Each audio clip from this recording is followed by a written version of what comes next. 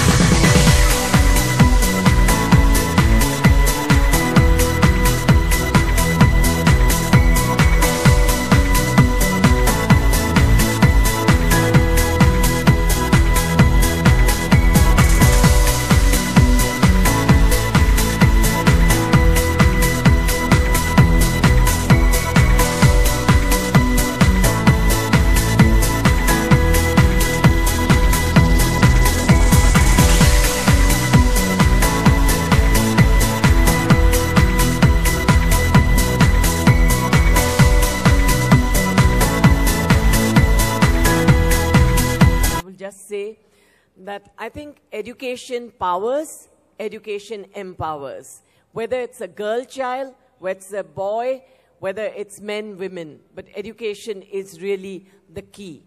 Now, in higher education, it's amazing to see, and this is what I was sharing with her, that when I look at the dean's list, the top 10 in every class in my college, whether it's commerce, it's arts, it's science, it's engineering, and I'm sure Dr. Rupa Shah will agree with this, in the top 10, 9 out of 10 are women, are girls. And it's an amazing thing to see that. But only 14% of these girls who are in higher education really reach the top or go to the top of the ladder in their workplaces. Why is it that we don't see them? And I think somewhere they lose their motivation, and I think the education really has to continue even after they leave colleges, and mentorship, and to see that they are up there. So one thing is that I think the women and the girl child has to be educated not only in schools and colleges, but we need an environment which encourages this education which they have, and they continue to do so. Still trafficking. What inspired you, and what is your message with regard to solution of their plight? You know, some of the most amazing things in life happen by accident. A few years ago, I was called by Plan India to be at a seminar conference kind of thingy. Basically to shed the light on, I really wasn't sure, but usually they call a celebrity and they say, you know, pretend to say something intelligent, and they give you a small brief before you go before the camera. So I was no different. I quickly read up and I spouted something. But as in life, things happen by accident. So I managed to meet this amazing man who ran a rescue shelter home in a small village near Ongole, Andhra Pradesh. And during the conversation, we kind of got along well, and he said, when you have some free time, why don't you come down there? One of the rare times where, you take someone up on their offer, because it's a little bit of a trek from Hyderabad to Ongole. I made the journey down there. And fortunately or unfortunately, being a filmmaker, I took along a small camera crew. I said, let me just shoot something while I'm down there. And as I started interacting with the women at the rescue shelter home, I was just constantly amazed that these were not tales of despair or defeat. Quite the contrary, these were tales of heroism. Having suffered that kind of mental, physical, and emotional abuse, it was amazing to see these girls actually talk positively about making sure it doesn't happen to another woman and stuff like that.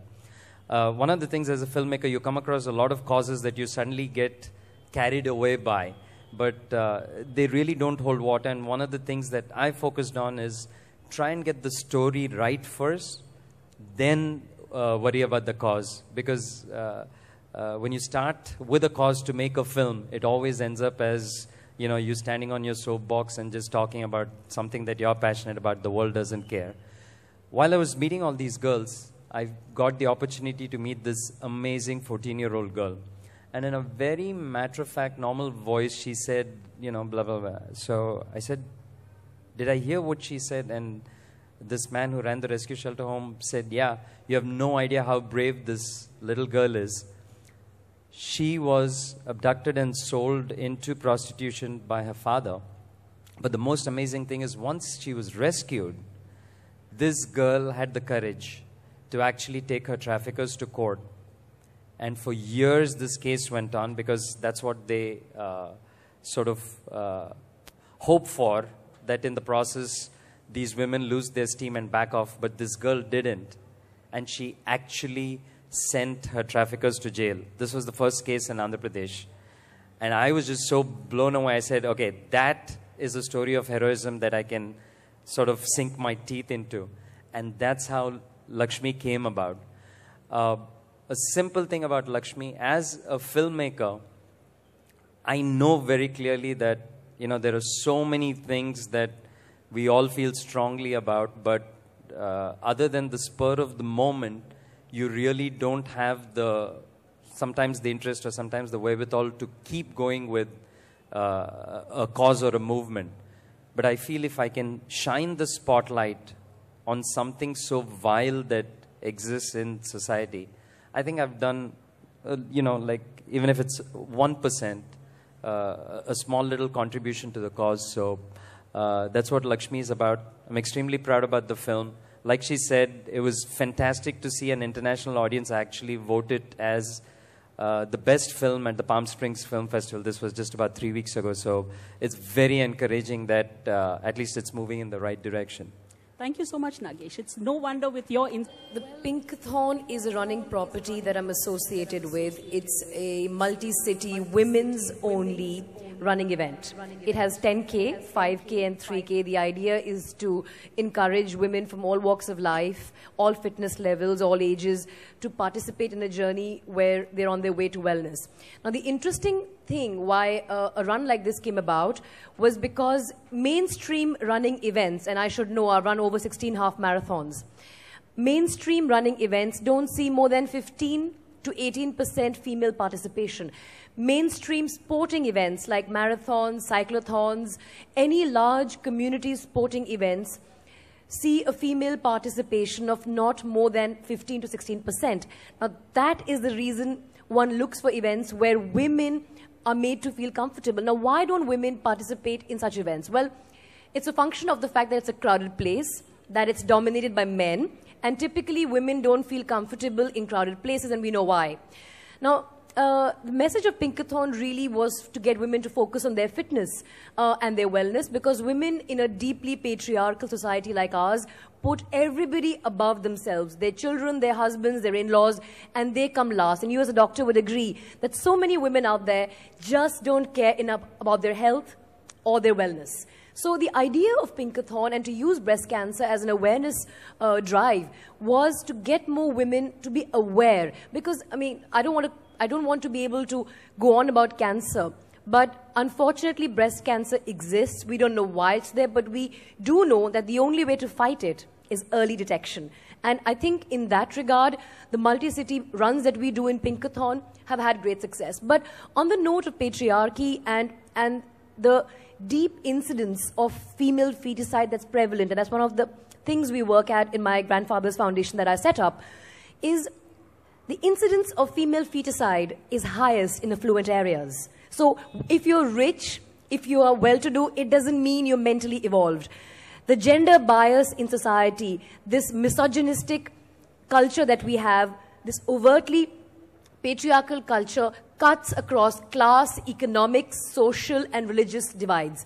So you don't have to be rich or poor, educated or uneducated to believe that boys are better than girls. And this is a two-pronged malaise.